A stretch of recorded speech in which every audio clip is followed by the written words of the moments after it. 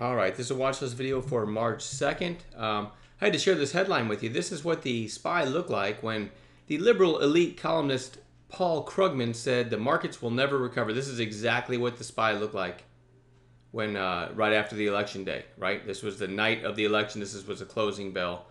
And Paul Krugman said the markets the markets will never recover. I show you that for a reason, because let's just scroll and see what happened. That is a great prognosticator right there. I mean, that is having your finger on the pulse of America right there. Anyway, I thought it was funny because the market is just ripping higher. I mean, it's impressive. So we just carry on with our watch list. Incredibly strong market, all-time new highs. So first I have MYOS, which really nice support below from the last week or so. Nice pop today. Now, if you look at it, it had afternoon news. So this thing just ripped into the close and is actually trading at 327 now in after hours. This is certainly one to watch. Nice support below, came out with news. Low float stock. Possible gap and go tomorrow. So I want to keep my eyes on that one. Lumber Liquidators LL. After the gap up on earnings day, it popped and really it's just been chopping around ever since. And then today it's starting to head back up. It's above all recent highs except for the kind of the topping tail, if you will, on earnings day itself. So there's not a lot in the way for this thing to break out. Today's high was 1864, so I like the number 1865, a break of today's high. That if it gets through that, you look to the left and say, you know what, there's another possible catalyst over 1890, over the high of that day, right? So 1891 is a secondary catalyst, and then of course you've got a possible whole number 19, which can act as an inflection point as well, just above this high right here. So you kind of have that stacked catalyst we look for. My first long idea would be 1865, but that depends on how it opens and how it trades too, so keep that in mind.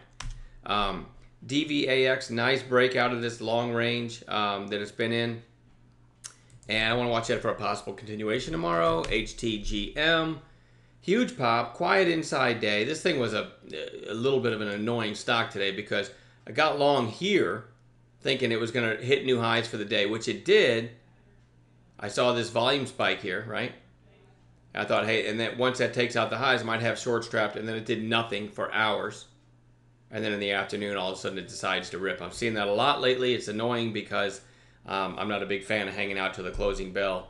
But lately, I'm seeing a lot of this. So just like I showed you in MYOS as well. So anyway, we're going to put HTGM back on watch because the daily is holding up really well. Now, it's extended from the moving averages, so I don't want to become a chaser, but I'm still going to put it on watch. MBOT. If you zoom in, it had a nice bounce yesterday, and then today kind of a quiet inside day. It really needs to take out today's highs, and it closed at 630, and today's highs were 673. So, you know, it's not really close to any kind of catalyst, but certainly over 673. It might take out this high and then head higher. It definitely it deserves to be on watch. AUPH, nothing that, well, actually, you know what? The chart doesn't look bad anyway. You've got a high, lower high, and kind of flagging here, closing at 371 today. But the reason it's on watch is because it, in after hours, it's trading at 569. So I don't know what this high was back here. 569. Wow. So it's trading right there in after hours. Let me go to the weekly just to see what it looks like. Okay, so it's pretty much, looks like it's sitting at all-time highs. Obviously had news after hours, big volume after hours. Certainly one to watch tomorrow. RH, Restoration Hardware, had the gap up, and now it's down. It's got lower high, lower high, lower high. I'm going to start watching this one for a turn back up tomorrow. Had a really nice call by Wayne in it on this day. Had a huge move. And now after a few days lower, I think it's worth watching for a bounce.